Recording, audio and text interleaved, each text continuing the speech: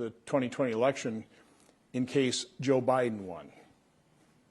They boarded up in case there was a Trump victory. So I made a similar comment that made news, a very similar comment. I said, well, on January 6th, I really never felt threatened, because it was the truth. I never felt threatened. Not going into January 6th, even though I knew there were tens of thousands of protesters exercising their First Amendment right to petition the government, the freedom of speech, trying to convince people like me to vote the way they wanted us to vote. I mean, that's their right. But because I had attended many, many Trump rallies, I knew who Trump supporters were. They're people that are God-fearing, by and large. They love this country. They're big supporters of law enforcement. They wouldn't even think of breaking a law. I mean, that is the vast majority of Trump supporters. That's who was coming here protesting. I didn't fear them. And then I just made the extension. Now, had that been, the summer protesters, now I actually use the names which I won't use again because it got me in trouble. But, had that been the rioters that took place in more than 570 riots, a couple thousand law enforcement officers being injured. I mean, I've seen the video of bodies laying in a heap, being beaten by those summer rioters. I said, I might have been a little concerned. And that's what pretty innocuous statement, quite honestly.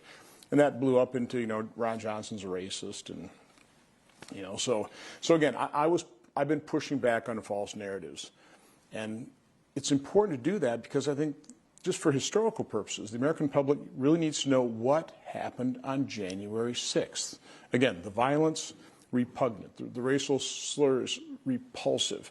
I condemn them. I want to see those people that engage in those acts prosecuted to the full extent of the law. But I want the justice to be administered equally as well between the summer rioters and the people engaged in those acts of violence. And I don't want people that showed up just peacefully engaging in their First Amendment rights to be harassed or prosecuted or put on terrorist watch lists and that type of thing as well. So that's why it's important to have the truth be told on this. Organizers with the large number of people just trespassing out-of-towners who didn't really know what they were getting mixed up with, or words to that effect. I asked her, again, thousands of armed insurrectionists. I asked her, well, how many firearms were confiscated either on the Capitol grounds or in the Capitol? I didn't know what the answer was going to be. For all I know, it was going to be 300. She said 0. Kind of a mic drop moment. It sort of laid waste to the narrative of thousands of armed insurrectionists. Now, again, we do know the summer protesters did show America how you can use a flagpole or, frozen water bottles and turn those into a weapon. But again, when most people think of armed, they think of firearmed. But an important point to make that's not made very often is, why was that narrative of thousands of armed insurrectionists, why was that adopted so easily on a bipartisan basis? I think I have the answer on that, is those responsible for providing a security plan when you're going to have tens of thousands of protesters, the fact that they didn't have an adequate plan. I mean, in your eyewitness account, you said you didn't see any police officers on the west side of the Capitol. Knowing that tens of thousands of people are going to be coming up there protesting, there were no police officers present.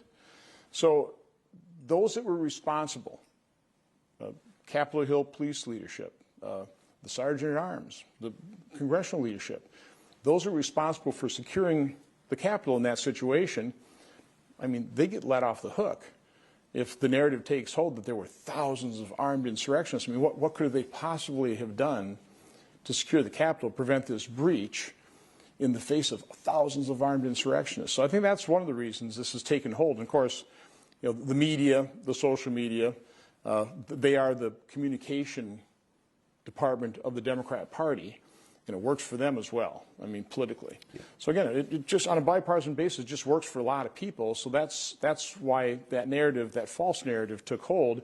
It's one of the reasons I was trying to push back on it, because it's completely false. I think the American people deserve the truth. Yeah.